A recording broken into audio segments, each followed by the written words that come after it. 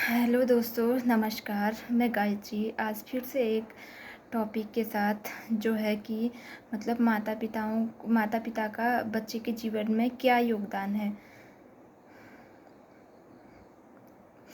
तो मेरा टॉपिक है कि माता पिता का बच्चे के जीवन में क्या योगदान है। तो इसको मैं शुरू करती हूँ।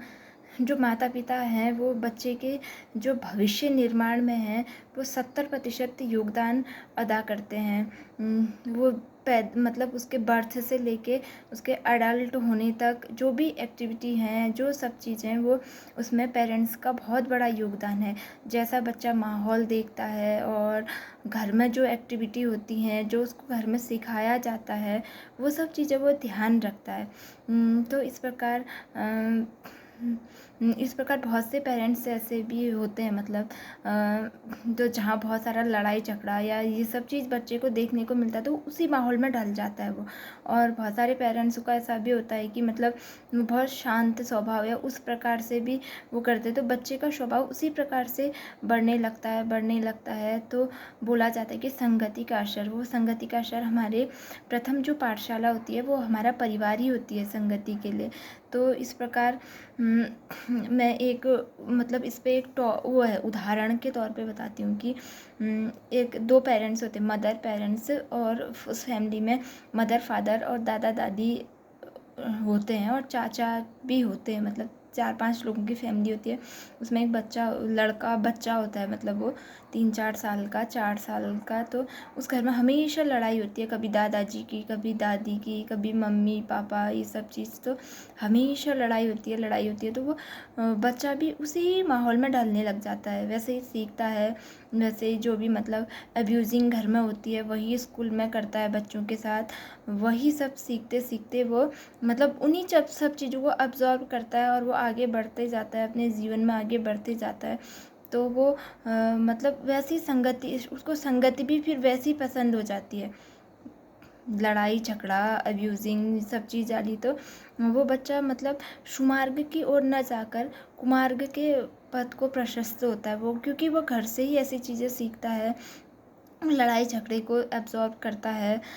फिर वैसा ही उसको अच्छा लगने लग जाता है। शुरू में से अच्छा नहीं लगता है, बट वो क्या करे, फिर वो हैबिचुअल हो जाता है, रात दिन सुनना लड़ाई झगड़ा वो सब चीज़। तो वो फिर बाद में ऐसे ही मतलब कुमार्ग की ओर चले जाता है और उसका भविष्य अधर में चले जाता है। और फिर वो उतना मतलब पढ़ने में अच्छा होता है बच्चा, लेकिन वो अपनी लाइफ को वो डिफाइन नहीं कर पाता है, क्योंकि वो ऐसे माहौल से जूझ रहा होता है कि उसको वो पढ़ाई भी उसपे मतलब जो माहौल है ना उस पर पढ़ाई दबाव बना देती है, जिसने वो किया होता है, मतलब वो उसको उसी संगति का वो होता है और उसका भविष्य अधर में चले जाता है और वो फिर कुछ भी नहीं कर पाता। वो इन्हीं सब चीज़ों में वो हो जाता है, तो फिर संलिप्त हो जाता है। फिर वो कहीं से चोरी करना, डकैती करना, लड़ाई करना, मार काट करना, ये सब चीज़ें वो सीखता है। और फिर इसी प्रकार जो दूसरा बच्चा होता है, उसके आस पड़ोस की बात है, कुछ ऊपर नीचे। तो दूसरा बच्चा, उसकी फैमिली में सभ्यता होती है, जो दादा दादी मम्मी पापा हमेशा पूजा पाठ और घर में लड़ाई झगड़े का बहुत कम माहौल, मतलब लड़ाई झगड़ा होगा भी तो मतलब बच्चे को पता ना चले, ये सब चीज़ करते करते उस माहौल में उसका वो पढ़ने लिखने में इतना होशियार नहीं होता जितना कंपेयर टू अदर बच्चा है वो। तो फिर भी उसकी फैमिली में शांत माहौल होता है, सब चीज़ होता है। तो वो फिर वो करते करते मतलब उसी माहौल में ढलता है। वो माहौल में ढलते ढलते वो अच्छी स्कूलिंग भी कर लेता है, कम परसेंट 50% के साथ ही कर लेता है, लेकिन वो अच्छी सोच के साथ, अच्छी संगति के साथ वो एक आगे अपना पथ प्रशस्त करता है और वह आगे की ओर बढ़ जाता है और सुमार्ग को अपनाता है। और वो बच्चा कुमार्ग को अपनाता है, इसलिए फिर उसकी हर कोई बुराई करता है, अरे यार इसकी फैमिली में तो ऐसे ही मेंबर थे, ये कहाँ से शुधरा होगा, ये सब चीज़ें। तो इसी प्रकार माता पिता का एक बच्चे के जीवन में बहुत बड़ा योगदान है। तो बच्चे को मातृभाषा से लेके जो मातृ शिक्षा है, तो मेरा आप सभी से निवेदन है कि हर माताओं से वह अपने बच्चे को जिस स्टेज में बड़ा होता होता जाता है तो उस स्टेज के बारे में भी बताइए। और पेरेंट्स मतलब फादर का भी वही जिम्मेदारी, बट बहुत से फादर अर्निंग के लिए घर से बाहर रहते हैं, तो माताओं का ही योगदान होता है।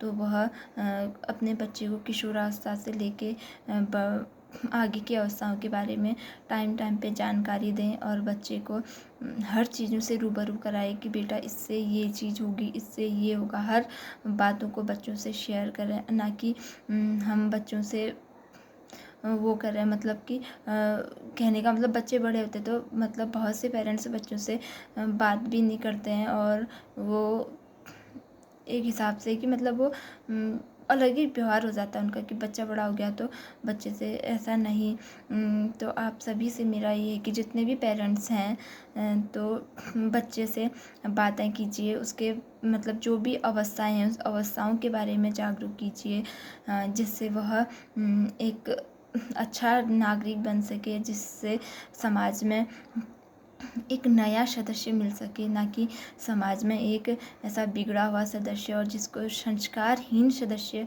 ना मिले समाज को। इसलिए आप अपने बच्चे को शिक्षित कीजिए। माता पिता का एक बच्चे के जीवन में बहुत बड़ा योगदान है, और आप देखते भी होंगे बहुत सारे लोग, अगर किसी बच्चे के माता पिता नहीं मतलब किसी भी कारणवश वह अदर पेरेंट मतलब सॉरी वो बिना पेरेंट्स का होता है, तो बच्चा अलग ही भावनाओं से जूझ रहा होता है। उसको मतलब कोई भी माता कोई भी आदमी मतलब अच्छे से भी बात करता है तो वो सोचता है कि ये मेरे मतलब पेरेंट्स के जैसे ही ऐसा फील करता है वो बच्चा।